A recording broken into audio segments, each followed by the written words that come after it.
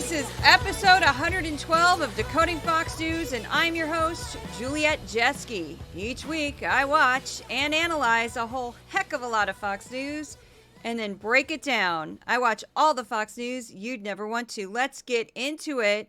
Fox News turned into the college protest channel. We also know that those inside are not only students, right? So we've got agitators in there.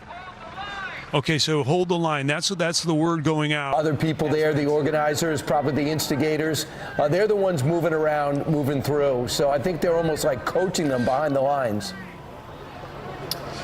Well, it is true they have brought in some, professional agitators, if you will. We're going to find out probably shortly that these are not mostly students. Agitators, many of them who are not even students, who are violating school policies. Right. But as we saw yesterday, a bunch of these college students and the agitators, outside agitators, were... What I find so disturbing is that these people, whether they're students or outside agitators, are profoundly ignorant. They are advocating and supporting terrorism. If you're an outside agitator, you don't care because you don't go to school if the threat is that you're going to be suspended or expelled. This is a very different group of pro-Palestinian protesters.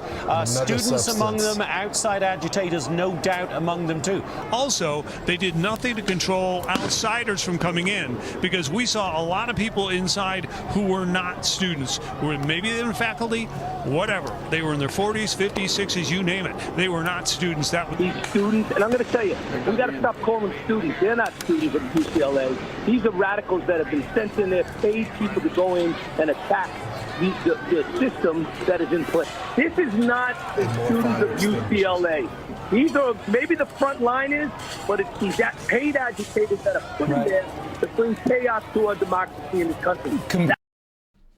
So that is a montage of various hosts and guests on Fox News claiming without evidence that a large portion of these protesters were outside agitators or somehow paid protesters. They kind of do this all the time. Pretty much every time there is a massive protest, people on Fox say that the protesters are paid. And then they even claim they're paid by this person or that person, and they don't provide any actual evidence, which is frustrating, but that's what they do. That's Fox News. Now, paying protesters is not unheard of, and it has happened before in the 2000 election between G.W. Bush and Al Gore, with the recount in Florida that followed, the contentious recount in Florida. It is well documented that some of the Republican quote-unquote protesters were actually Republican staffers who were sent down there to act as if they were just regular Florida citizens protesting this tyranny, this outrage. They had outrage over this recount. How dare they? They were literally like staff members. Just go down there and take a sign and act like you're doing something. So there's a lot that goes on here that's this is not that unheard of, but again, you have to show actual proof. And just saying you think or somebody was old. The old comments were cracking me up because I went to grad school in my 40s. So when people were like, there were people there in their 40s. And I'm like, well, yes, that happens. Some of us just have unusual paths in our life. And it takes us a while to figure out where we need to be headed. So that's really no proof of anything. I would say that there definitely were some outside protesters who were not college students. Of course, that happens, especially on a campus like UCLA that's very open, that can pretty much anybody can walk into. With Columbia, they have this huge gate around it and security, so it's a little bit more difficult. But I have no doubt that there were some outside protesters in that as well. This is part of it. Does that mean that there's some sort of nefarious, shadowy puppet work? No. And actually, the idea of a puppet working the strings is an anti-Semitic trope that they use about George Soros all the time. I just want to address this very quickly. Somebody posted on my Twitter account. I blocked this person over this because I was so disgusted how bad this clip was and that this person thought that this was a legitimate clip. It was a man speaking on what looked like a podcast, and it included someone sort of working the screen to show, oh, we're going to do a Google search of the computer, of the internet. We're going to find these nefarious pro-Palestine nonprofits, and I'll prove by showing you this that they're paying protesters. And so they show this person talking. The audio didn't even match his mouth. For whatever reason, it didn't sync up. So that was a huge red flag. It looked like it had been added later. And then this person showed on the computer, okay, there's this nonprofit, there's this nonprofit. And then without showing anything on the screen, the person just said, oh, by the way, they're getting paid $7,000 for 7 hours worth of work or something ridiculous like that. And I'm like, yeah, can I see that? Can you show me some documentation that proves that? Can you show me a paper trail? You just showed me 2 websites and now you're just making wild claims. And so then the goofiest thing about the video is at one point the man said, it's not George Soros who's doing this. It's George Soros's brother, Alex Soros. And I'm like, you mean his son? You mean his son? I mean, come on. You're getting like basic facts of your stupid conspiracy wrong. Don't put this crap on my wall. I'm going to delete it. I just said crap. I never cuss on this. Is that a cuss word? Crap? I don't know. Kind of a weak one. I try not to curse. If I allow myself to curse on this podcast, every other word would be bleeped on the FCC. So I'm not going to do that. I said crap. Who gives a crap? I get my toilet paper from them. They could be a sponsor of this podcast. Hey, who gives a crap? You want to be a sponsor of this podcast? I'm kidding. I have no sponsor. So I realize, of course, that podcasts are not ruled by the FCC, but I like to keep it clean because it's just a dumb way to alienate audience members, is because some people genuinely don't want to listen to somebody cuss for an hour and a half or an hour or whatever. So I control that. I go into, when I work with little kids mode, when I was a face painter, it's just, you have to like zip it. You have to censor yourself all the time. There's no reason to offend children. So anyway, last week, I think the headline spells it out. Fox News basically turned into, if there was such a thing as, I want to watch college protests, nonstop, unedited, where could I turn to, Fox News? The host rarely even appeared on the screen. So last week, Fox News dedicated several commercial-free hours to the pro-Palestine protests on college campuses while ignoring almost every other major news story. The reporting on Fox was sloppy.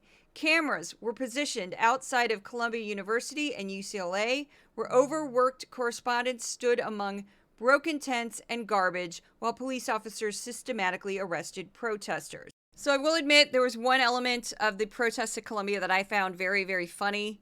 And you might not find it funny. I might be the only person that found this funny. But there was this very ominous-looking armored vehicle that the NYPD uses as part of their version of like a SWAT team. And as it was driving up through Manhattan streets, people were commenting on social media about how scary it looked and criticizing the militarization of police. I totally get it. But then when the actual vehicle was used and opened up, it was basically a giant staircase. It was a giant staircase that allowed the police officers to get from the vehicle up into a second floor of the Hamilton Hall building. Fairly orderly, nobody got hurt. And I think that was the whole point of this vehicle, is that because it created this very sturdy situation, there's no ladder that could get knocked over or fall over or whatever. And so it ultimately it looked fairly innocuous once it was being used. And yes, they had a right to enter the building because those protesters broke into the building and were trying to commandeer it, and that's not legal, and they had every right to arrest those protesters. Now, you may say you didn't like how the arrest was done. I get it. Now, in stark contrast, in UCLA, police officers were using rubber bullets and pepperball spray, where they were shooting it up in the air, which I think is far more severe than, because rubber bullets, if they hit you the right way, can cause major damage. Luckily, nobody was injured in UCLA. There's no major injuries in UCLA. There were no major injuries at Columbia University. So I don't think that giant staircase was really that scary at the end of the day, which is why I thought it was funny. And everybody was like, oh my God. And then I'm like, it's a staircase. It's a cop staircase. We're going to be okay, everybody. We're going to be okay. So yes, the university demonstrations contained every element of nightmare fuel for a typical Fox News viewer. Entitled Children of the Elite, LGBTQ folks, Muslims, woke slogans, foreign students, anti-American sentiment, Marxist ideology, and facial piercings. I almost expected Fox to try to weave in trans women athletes or a drag queen story hour just to push things over the top. If someone waged a mass demonstration for gun control as part of the protests, the producers at Fox probably would have passed out from excitement. The network presented the protesters as if they were outside agitators, potential terrorists, anti-American, and anti-Semitic. They left out that some of the protesters were Jewish and that the demonstrators constituted a fairly tiny fraction of the student body at UCLA and Columbia. Anyone watching Fox News exclusively last week might have missed out on stories about record-breaking heat waves in Southeast Asia, flooding in Africa, or new restrictions on abortion in Florida. So the shows I covered last week are Fox and Friends. I picked up 2 extra hours on Thursday, The 5, Jesse Watters Primetime, and then Hannity. I picked up Hannity on Monday. Tuesday, he had a 2-hour, no break, no commercial. He just went 2 hours straight from Columbia University. And then Thursday. So a bunch of extra hours. That's why it was 20. And another thing that they brought up were matching, as Jesse Watter coined the phrase, terror tents. And this was, again, supposed to be evidence of some sort of nefarious plot. Hamas brats defying a deadline to decamp and demanding amnesty for setting up their terror tents. My latest podcast follows the money. It asks, who's paying for this? Who's paying for the matching tents of all these occupiers? Could you have used campus police to clear out the terror tent city on the Quad? You can look at the tents at all of these different protests around the country. It's the same tents. These people don't own tents. They had those bought for them. If you follow the money, too, if you see where the tents, they look like $300 REI tents, all the same green. I guess that's the color of Hamas. And they're all purchased. And do you think that would be able to put a case together, the money? Well, there's absolutely coordinated effort. I think people started pointing out that the tents that popped up even originally were all orchestrated. So there's going to be a significant push here to dig through the differences between the cases and the individuals who are involved. You see the well-produced signs, the brand new tents. There's a larger sponsor in this. What's that? These aren't cheap tents. I mean, these are industrial type of tents. Yeah, I did stories about, there's so much money behind this. You're just looking at a tip of the iceberg. That's right. You look to see where are they getting these gas masks? It's not like they're picking them up from 7-Eleven, It's someone who's buying the tents. Who's buying the tents. These aren't people out there living under tarps. They've got pup tents that cost hundreds of dollars. These are all questions that Joe Biden could have been tackling over the last several weeks. So that last voice you heard was Tom Cotton, Senator Tom Cotton of Arkansas. He's a Republican. Lawrence Jones was also in that clip, and Jesse Watters. All 3 of them claimed that these tents were incredibly expensive because they somehow became tent experts overnight and could tell from a far shot the brand, the make, the model, the price of a tent, which is laughable. Some of the other voices you heard in that clip were Jonathan Gilliam, former FBI special agent, Carrie Kupak-Urban, Fox News legal editor and former Trump administration official. And there was also a correspondent from Fox from the West Coast who was in that clip. I don't remember his name. He's just like the local correspondent for Fox in LA. So just showing matching tents proves absolutely nothing.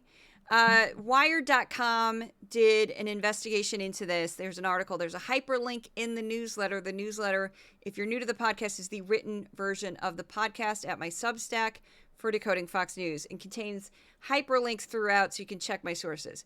So Wired.com, and you can tell I'm from the Midwest when I say .com, did an article, making fun of myself, did an article about this, and they interviewed students, they looked at sources where they could have possibly gotten the tents, and they found incredibly similar, incredibly cheap tents at a couple different retailers, one of them being Walmart. I found them at Amazon.com. I found a tent that looked identical to the olive green tents with the gray trim at the bottom. And I found one for less than $25 on Amazon. It was $23.24. And again, 2-day shipping or next day shipping in some cases. So really easy to get a tent. It's not a lot of difficulty to get a tent. And what may have happened, even though nobody brought this up, but I thought of this immediately. I'm like, well, we have a group of students. They probably have a little, formal group that they call like the pro-Palestine movement of Columbia students, whatever. And they maybe have meetings. And they got together. They said, this is our plan. We're going to do an encampment. Here's a place you can get a really cheap tent. And they all ordered the same tent. They just had a plan. That's just not proof of a shadowy foreign figure giving dark money to college students to plan this crazy event. No, it's just not. You need more than just that. You need more than just, some of the tents were similar.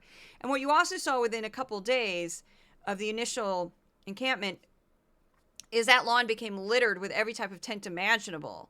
So that was really proof of nothing. I'm saying this again, was genuinely concerned for students sleeping on that lawn because New York has a rat problem right now, more than normal. And I'm like, you guys may not have known it, but there were rats running around that area. There's no way you can't really keep them out when you have food like that. And I'm just like, oh my goodness, that density of people with food. I don't care what Columbia does for extermination. The rats were going to get in there. And just my 2 cents as a person who's lived in New York for 23 years, I was just like, oh my, the rats, don't do that. But anyway, nobody got bitten by a rat. We're all good. But you can't get diseases from them. So just stay away from them. Just leave them alone. Just avoid hanging out with rats in New York City. I'm just saying. There was also a representative from the NYPD who held up this was on Twitter. It wasn't on Fox, but they were holding up like a chain, a large chain and a bike lock, calling it an industrial bike lock, which that's just laughable. What's that? There's an industry what locks up bikes. There's a factory that locks up bikes. This is usually what you mean by industrial, there's some sort of industrial purpose for that. Because bikes are locked on the street by people who own bikes. That's not an industrial usage of them. I just don't understand, like, what are you talking about, industrial bike lock? And then the chain that he used is also not at all uncommon in a city like New York where you have to lock up a bike. You don't use like a rinky-dink lock. You have to use like a hardcore chain because people steal everything in the city because it's 8.3 million, 8.4 million, whatever, people crammed into a small space. So yeah, that proof of nothing. You need a paper trail. You need actual documentation that shows this group gave this group money and this is what this group used the money for. There's a whole other debate. I don't even touch upon it because Fox honestly didn't do that much with the whole who's paying for these protests. Not the shows I watch. They kind of skimmed the surface with that. So I didn't go down that rabbit hole. But there are sources online that break down sort of the debate over who is paying for these protests. And a lot of it's not great evidence. It's sort of like you give money to a foundation. Doesn't necessarily mean that it ended up here. Doesn't necessarily mean that it was used in these protests. You got to have better evidence than what people are presenting right now. And right now it's a bunch of garbage. So this next clip, and you knew they were going to go there. This is a montage I made up over several days of Fox News personalities and guests claiming that college protests were the same as January 6th. Because you knew they were going to go there. They've been going there like every protest they call January 6th now. Every protest. They act like January 6th was a walk in the park, no big deal, who cares? It's a little protest that got out of hand. And that now, every time there's a protest, it's the same thing as January 6th. Here's the Joe Biden silent after Black Bloc anarchists and Kifa-clad crusaders January 6th themselves into university buildings, screaming Intifada. The Democrats are terrified this is Joe Biden's January 6th. Biden, who can't stop talking about January 6th, is hiding under his desk. That the FBI is as interested in this as they were in the January 6th investigations. Columbia University's campus after what has been weeks of far-left violence, harassment, anarchy, and insurrection. Trump supporters, those that were there the day of January 6th, those that were committing potential misdemeanors, they put the hammer down heavy. And it was DOJ's #1 priority. And that's pretty tragic, because unless there's some serious consequences, unless they're criminally prosecuted, unless they get treated like the January 6th defendant. Had fixation on one insurrection, one riot, and that was January 6th. Just the way we all said should happen for January 6th. Anybody that was trespassing, charge them with trespassing. The problem is they went so far beyond that and charged them with all this other stuff for which there was no evidence whatsoever. So it seems Liz Cheney's been awfully quiet about, quote, insurrection, unless it involves Donald Trump. A pro-Hamas insurrection in Colombia. She's the one who said that this looks just like January 6th. That's the first thing I thought of, January 6th. I also thought of... I mean, we even saw in January 6th, obviously, they went with very serious allegations like RICO, and people are going to jail for years and years. They were arguing they weren't snowflakes. Now, all of a sudden, they just shape-shifted in January 6th into this building. They smashed windows. Okay, Jesse Waters, it takes a lot more than smashed windows to equate something to January 6th. Yes, windows were smashed at Columbia University by some protesters, just a handful of them actually, compared to the larger protest, and windows were smashed at January 6th. Now, here's where they differ. Just a handful of differences. January 6th, you had thousands of protesters show up to the U.S. Capitol intending to interfere with the peaceful transfer of power. They were trying to stop, slow, or delay the certification of electoral votes, which would have made Joe President, the duly elected president of the United States, president of the United States. It was an attempt to keep then President Trump in power longer. It just was. You can't argue it wasn't. There was a gallows erected outside the Capitol. Protesters openly called for the death of hang Mike Pence. I don't think that was a metaphor, considering all of the details there. They also said threatening things about the Speaker of the House, Nancy Pelosi. They violently attacked cops. 140 cops were injured. Some had life-altering and career-ending injuries. And a bipartisan Senate report of the attack attributed 7 deaths, 7, to just that first day. There are people who've argued that more people could be considered because there were more suicides that occurred after what the list I'm going to read you, but this is what the Senate bipartisan report came up with. Here's number 1, Ashley Babbitt, protester shot by Capitol Police officer. Kevin D. Greason, protester, died of a heart attack at the scene. Roseanne Boylan, protester, died of an overdose, and she was crushed by rioters. Benjamin Phillips, protester, died of a stroke. Officer Sicknick died immediately after the attack. He was a young man. Makes it even more alarming. Officer Jeffrey Smith, suicide after the attack. And Officer Howard S. Liebengood also died of a suicide after the attack. What Fox is doing here is they're trying to minimize January 6th by calling everything January 6th. And it's very insidious because what happened on January 6th is horribly disturbing and shows the derangement of Donald J. Trump. He thought that this half-baked idea of, I don't know what he thought, actually, I can't read his mind, but it appeared as he sat there doing nothing for hours in the White House dining room, as watching this unfold on Fox News, which there have been multiple witnesses that have testified to that, as these people were destroying our Capitol, trying to destroy our Capitol, threatening lawmakers, threatening the vice president. He didn't do anything to stop it, and it took a lot to get him to tell these protesters to go home and to calm down, along with the National Guard showing up, who he did not call. Mike Pence called. Mike Pence called. Never forget that. So this was a much more serious situation than a college protest. College protesters, to their credit, there have been over 2,000 of them arrested. As I'm recording this, no evidence of a fatality or a major injury. Nobody's in the hospital right now because of these protests. I could be wrong. It could have happened while I was recording this. But so far, fairly peaceful.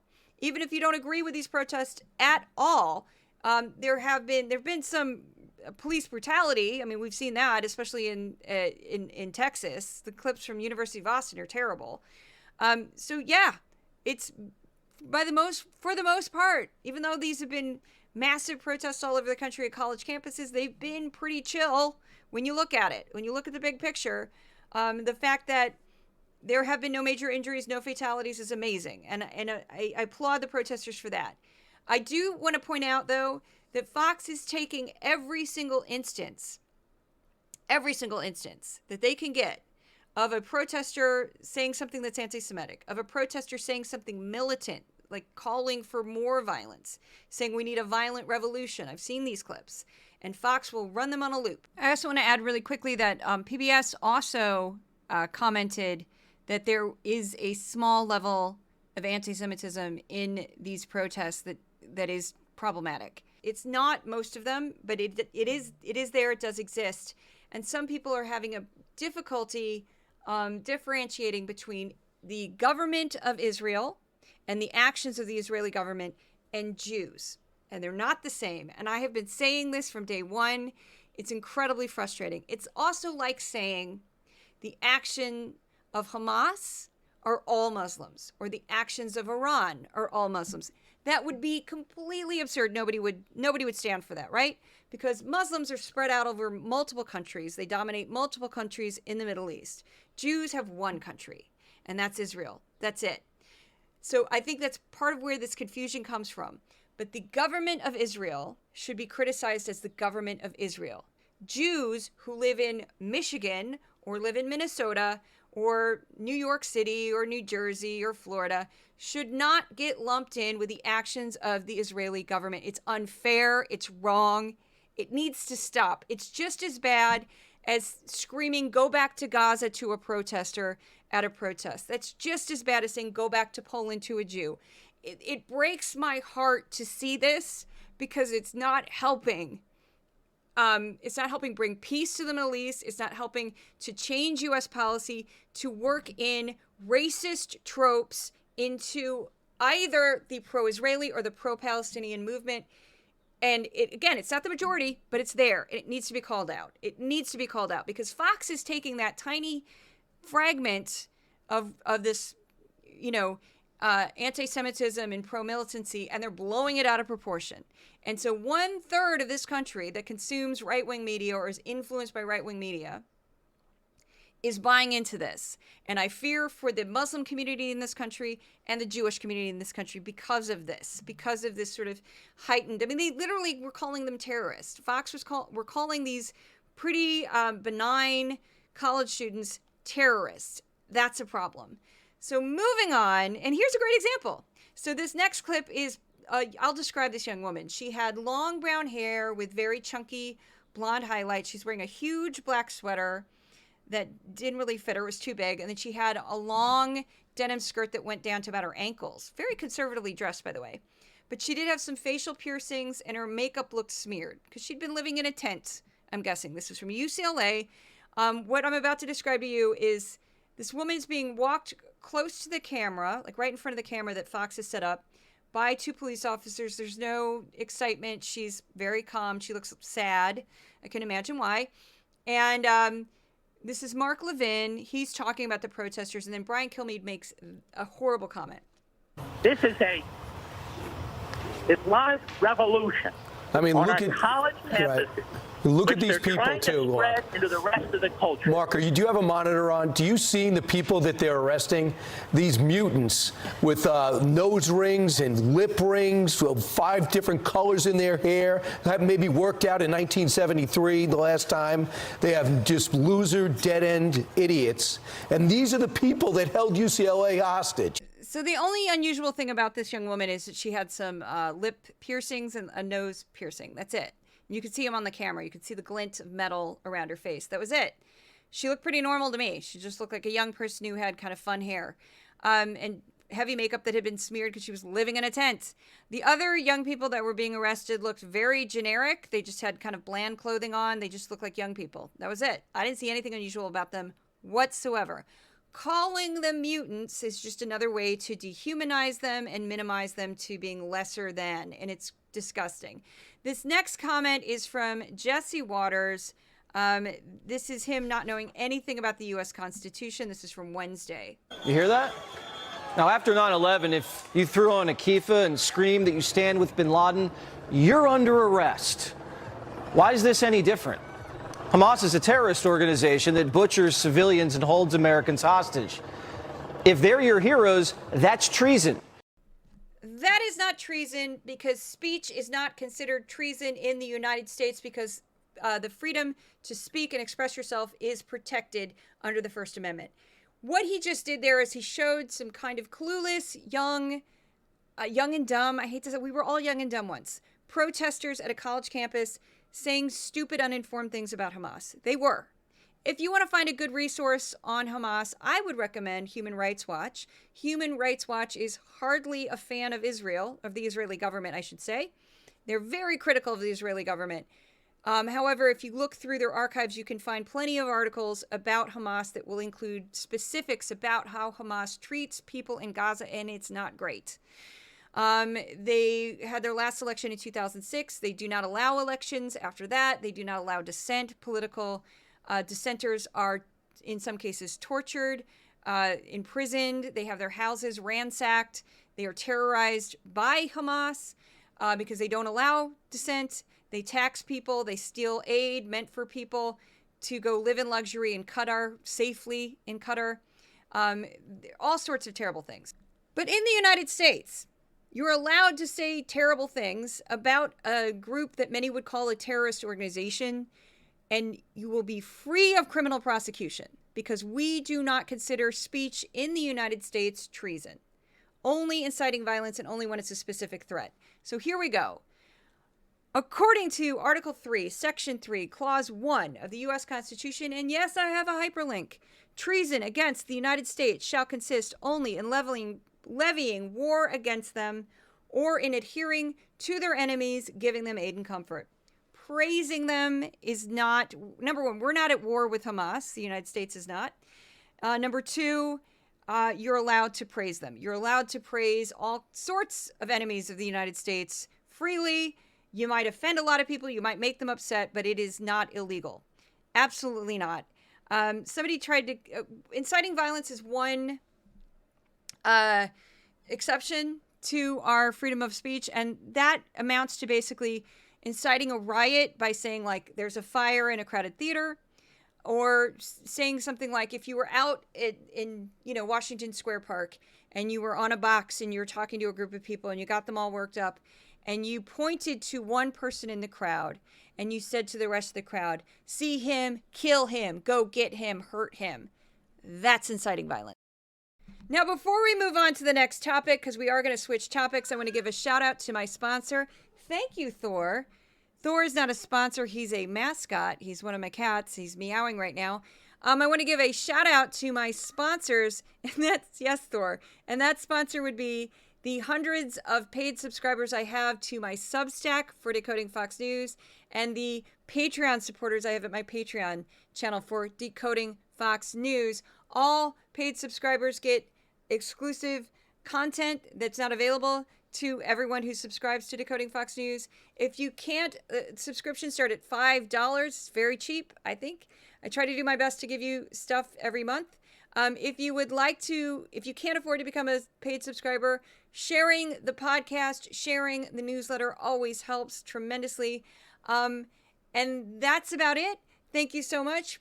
I always need new supporters because it's like anything. You always kind of lose a couple, gain a few, lose a couple, gain a few. So if you've ever considered it and you're like, maybe I should, please do, or not. It's all good. I'm just happy that anybody's listening right now. So anyway, moving on. Next topic, and this was fun. Oh, this was fun. This is one of my favorite clips of all time. So while Fox was dedicating over 2/3 of its airtime to the protests, they also included a few segments about Trump's criminal hush money trial in Manhattan.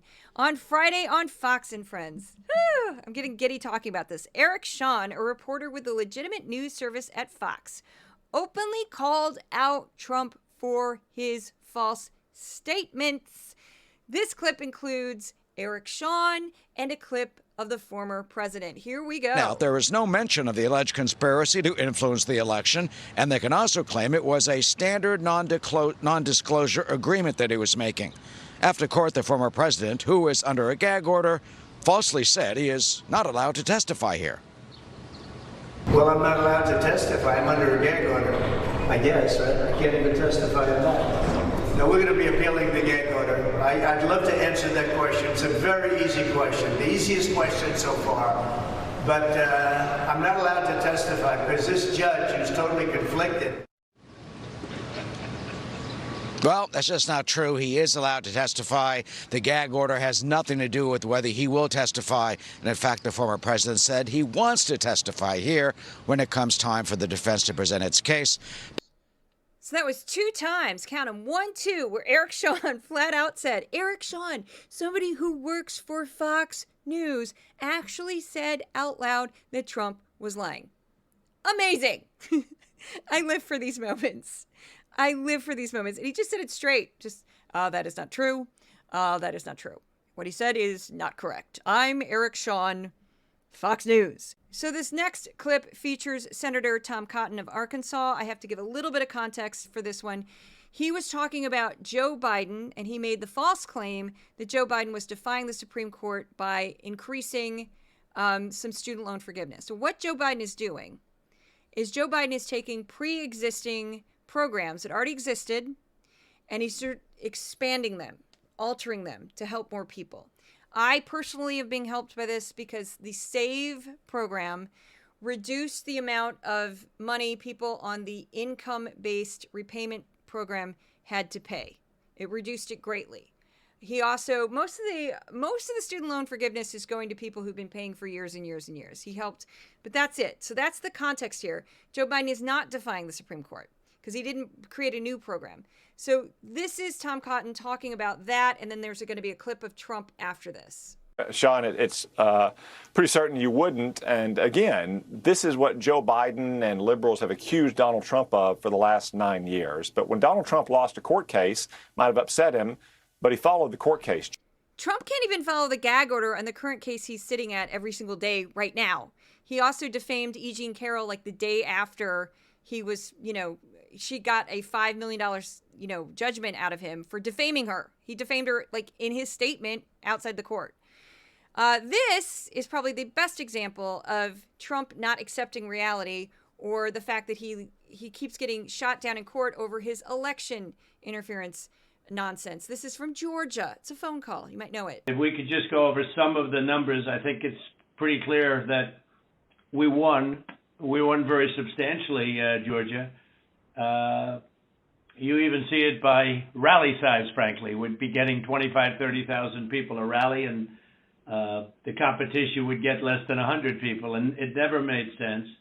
But we have a number of... So, look, all I want to do is this. I just want to find 11,780 votes, which is one more than we have, because we won the state, and flipping the state is a great testament to our country, because, there's just, it's a testament that they can admit to a mistake, or whatever you want to call it, if it was a mistake. I don't know. A lot of people think it wasn't a mistake. It was much more criminal than that.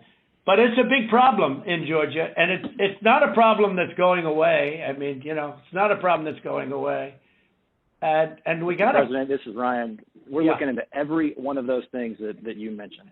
Okay, and our that's investigators, good. But if you find them, you got to say it, Ryan. Look, if they're... Let me ask you, Ryan, if they're destroying ballots... Let me tell you what we are seeing. Go ahead. Good. What we're seeing is not at all what you're describing. Okay. And these are investigators from our office. These are investigators from GBI, and they're looking, and they're good, and that's not what they're seeing. So we're not giving Dominion a pass on the record. I will say that. Right, exactly. But we just don't, we don't need Dominion because we have so many other votes that we don't need to prove it any more than we already have. Now, this last clip is something I just put in to lift our spirits, because covering protests about a horrific conflict in the Middle East is not exactly fun. I don't think it was fun for the protesters, as a lot of them were arrested. I don't think that entire week was pleasant. It was awful. I get it. People have the right to protest. They should protest. But Fox is just exploiting it and twisting it. So here's something fun. Judge Jeanine, Monday, the 5, speaking to all of America, speaking for probably 99% of us, when she calls out South Dakota Governor Kristi Noem for shooting a puppy dead in a gravel pit. Judge Jeanine, take it away. Yes. What? I have 4 rescues, and I have a puppy. I got to tell you, what she's done is she's sabotaged herself, whether or not it was to buttress what was coming down the road. But she also managed to unite the right and the left, because America, if nothing else. Yeah. We are dog lovers. And don't tell me you shot a pup because it wasn't used to hunting. Maybe you're not a good teacher. Yeah. Maybe there's a problem. And this whole thing with the chickens, were the chickens dead? Was your dog on their property? Should you have had your dog on a leash? Should your farm have been fenced? I could go on and on because I love dogs.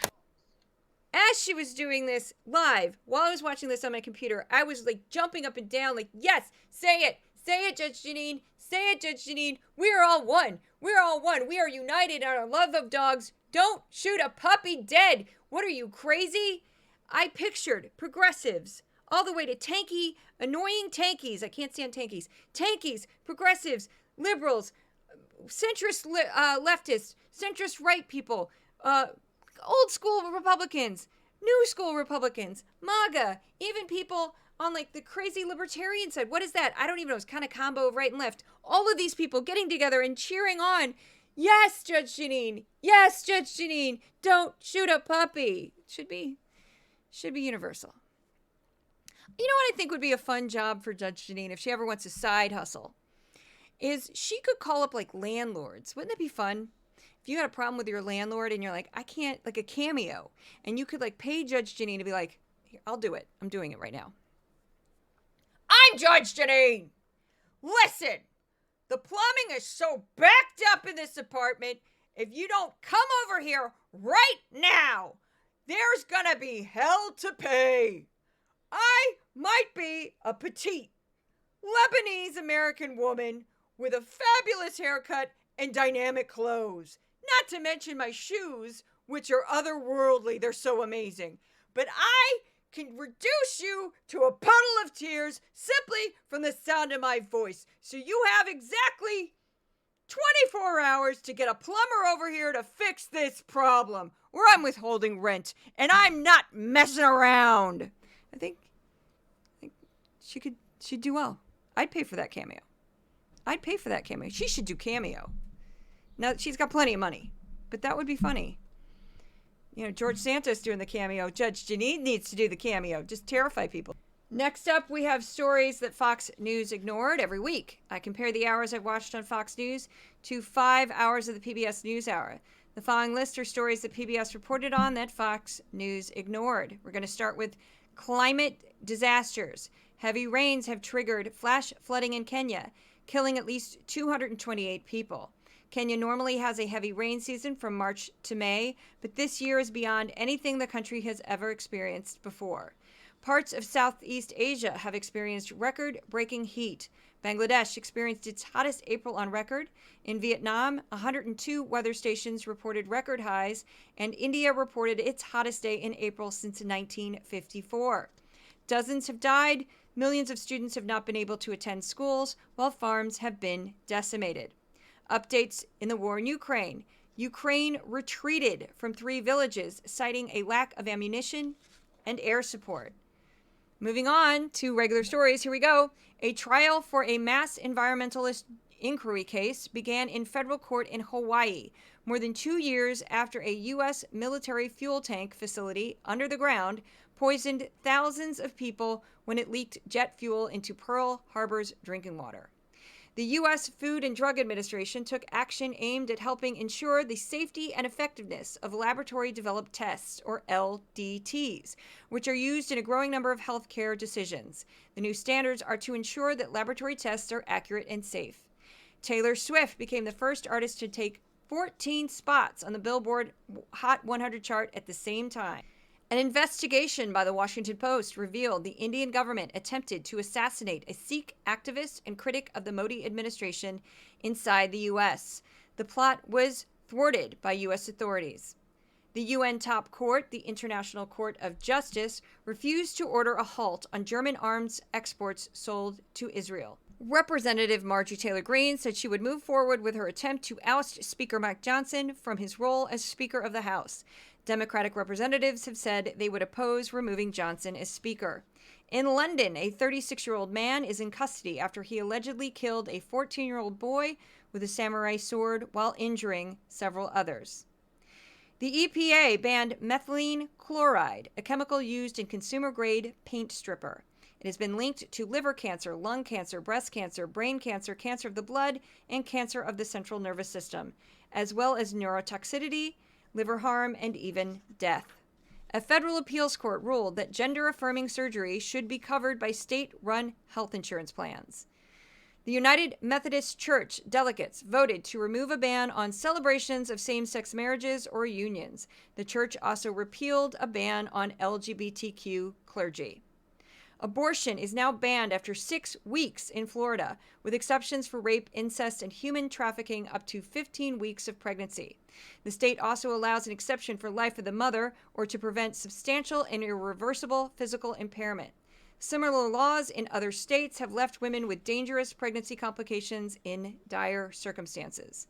PBS produced a segment about Trump's plans for his second term if he's reelected, which would include mass deportation of millions and attempts to increase the power of the presidency.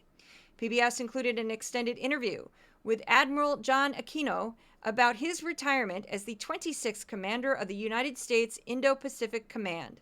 Aquino spoke at length about the rising military threat of China in the region.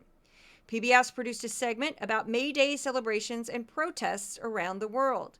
May Day, which falls on May 1st, is traditionally observed to celebrate workers' rights. Iran proxies have stopped attacking U.S. forces in Iraq and Syria, while Houthi attacks on ships continue.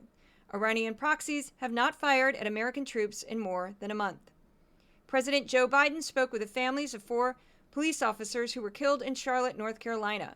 Both Fox and PBS reported on the story, but Fox didn't mention that Biden met with the families of fallen officers. Rebuilding the Francis Scott Key Bridge in Baltimore, Maryland will take 4 years and cost $2 billion. The bridge was destroyed when a malfunctioning cargo ship ran into a support column. 6 members of a road crew on the bridge were killed. A highway collapse in China killed at least 36 while injuring 30. The highway was built on the side of a mountain and was damaged by heavy rains in the area. A European court found that Italy is the rightful owner of a brass statue currently displayed at the Getty Museum in Los Angeles, California. According to court documents, Italian officials claim the piece was stolen and smuggled out of the country before being eventually sold to the Getty Museum for around $4 million in 1978. 3 Indian nationals have been arrested and charged over the killing of a Sikh separatist leader in Canada. The murder caused a major diplomatic crisis between India and Canada. China launched a robotic craft to the moon. The robotic lander will aim for a large impact crater on the far side of the moon, where it will attempt to collect up to 4.4 pounds of lunar material. A German company successfully launched a rocket powered by paraffin, a waxy solid often used in candle wax. Paraffin is a mixture of saturated hydrocarbons obtained by distillation from petroleum or shale. Paraffin can be used as a cheaper and safer alternative fuel for rockets. The Google antitrust lawsuit wrapped up last week. The Department of Justice argued that Google holds a monopoly over the entire search engine market. The company has made a series of deals that have pushed out other search engines and given it 90% of the share of the market. Consumers don't even realize that when they make searches on many devices that Google is the default search engine. Google has argued it dominates the market because it provides a better service than its competitors. PBS produced a segment about the terrible living conditions in Syrian prisons holding ISIS members. About 10,000 ISIS fighters remain jailed inside Syrian detention centers. Human rights groups call conditions in the prisons abusive, and local authorities warn that they are a breeding ground for radicalization and an Islamic State revival. So moving on to By the Numbers, every week I compare the top 5 topics discussed on Fox News to the top 5 on PBS. Here we go. Starting with Fox. Number 1, pro-Palestine protesters, 67% of airtime, which is astonishing. Next up, Biden bashing, 8%. Trump 2024, blatant shilling for Trump, 4%. Trump hush money trial, 3%. And Kamala Harris bashing, 2%. PBS NewsHour, number 1, Pro-Palestinian protest, however, only took up 23% of airtime. Next up, the actual war, the Israel-Hamas war, 8%. Fox hardly mentions it. Author profile, 7%. That's people talking about books. Artist profile, profiles about artists, 7%. And then 5% was the Trump possible second term. So the words used on Fox for the week ending May 5th, 2024, we start with protest at a staggering 529 mentions. Biden, 401. Trump, 330. Israel, 250. And again, they did not talk about the war. They just talked about the protests.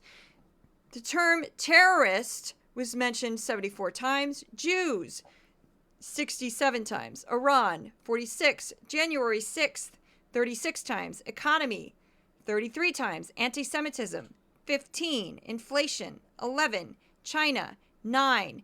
AOC, 6. Insurrection, 5. Hunter, as in Hunter Biden, twice. And that's it. That's the end of the podcast. You can find more about Decoding Fox News at Twitter, also known as X, Threads, Blue Sky, Instagram, TikTok, YouTube, Facebook. Check for my Facebook fan page, not my personal page. I have two. The fan page is the one to follow. And also for YouTube and Facebook, it's just my name, Juliet Jeske. And that's it. If you'd like to become a paid subscriber, I always need you. You can go to Decoding Fox News at Substack, Decoding Fox News at Patreon. You can also share the podcast, share the newsletter, and you can find a version of this podcast on YouTube at the Resolute Square channel. And the podcast mascots, a tiny black and white tuxedo kitty and a giant, long, skinny, lean, neurotic, all-black cat named Odin and Thor, send their love. I will see you at the next podcast.